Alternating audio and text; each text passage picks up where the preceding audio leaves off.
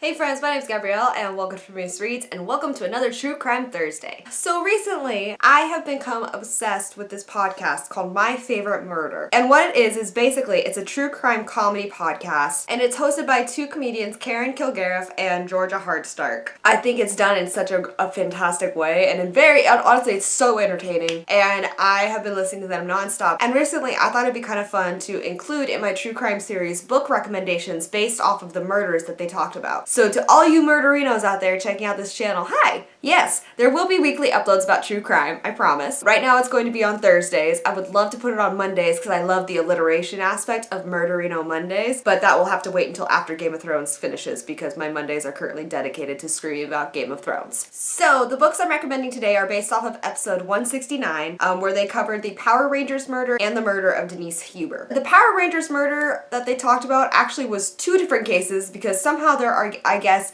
two different related murders that are included with actors or people associated with the Power Rangers. I never would have expected that. I focus on the second story that they talked about, which is the story of the Hawkes' murder. The book that I'm going to recommend based off of that murder that was mentioned is Dead Reckoning by Caitlin Rother. This is a really good book. It's obviously a very intense read. It's over 470 pages, so it's definitely a book you have to spend your time and invest in, but it does really go in depth into the entire process of when the murder was committed, to the background history of all the people who were involved, and then also how it played out in court and what the after effects were. There's also a really interesting interview at the very end, the man who was sentenced to life in prison for committing these murders. I like this book because of all the detail it had. I like this book because it went very in depth. It gave you a lot of insight into the case and the people involved. However, I feel like there was almost too much emphasis on the people who were involved in committing this crime versus the family of the Hawkes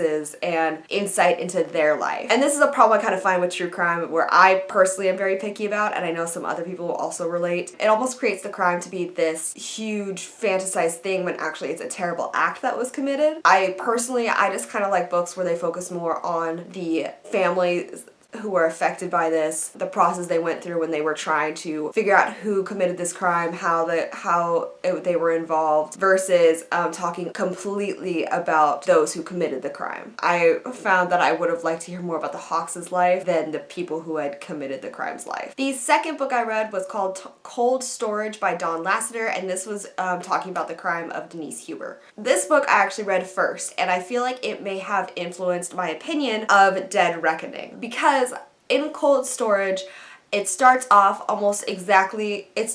with a very fond recollection of Denise. It's interviews with her family. It's talking about her life as she grew up. It's talking about her hopes and dreams. It's talking about what her timeline of events was leading up to her disappearance and then murder. And I really like that they focus so much on the family's perspective. They focus so much on the person that she was and sharing anecdotes from her life. And yes, at first it was very much like this is like the idyllic, perfect family, that it makes the tragedy of her death even more relatable because you empathize so much with her family and friends who are mourning her loss. I found this book to be a better book in talking about the case and the murder because it wasn't just all about the person who murdered her. Like, yes, we did get some insight into his family life. We did get some insight into his psyche, his history, but he wasn't the main focus of the book. It was really more focused on Denise and her family and how her family and friends reacted in this situation. That's personally why I preferred Cold Storage more. Now, I did have a couple problems with this book, but I feel like the problems weren't really related to the author and his writing, but more so related to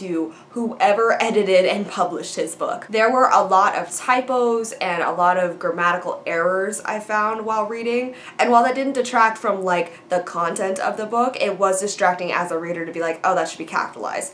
Oh, that's not how you spell that word. You know, oh, that's obviously not the right word that he was trying to say. But overall, I really recommend this book. This one was such a great read. And Don Lasseter actually was involved in the trial, and he was really involved with the family. And that's what I think made this book even greater. He was also present in the courtroom throughout the trial, and so a lot of the dialogue that he gets, a lot of people talking in the situation leading up to the murder are taken word from word from court records and from his own recordings at that time. So I just felt like that really led for a very factual history of what actually happened happened in this trial without really any embellishment. Those are the books that I'm recommending to you and my overall opinion of them. I would love to know if you have read these books in the comments down below, and maybe if you agree with what I've said, if you disagree, whatever your thoughts are, let me know in the comments down below. But for now, that's all I have for you guys today. Thank you guys so much for watching this video. If you like it, make sure you subscribe to my channel. I upload bookish videos twice a week, as well as reaction videos whenever something cool comes out that I want to react to. But that's all I have for you guys today. So thank you so much for watching, and stay sexy and don't get murdered. Okay,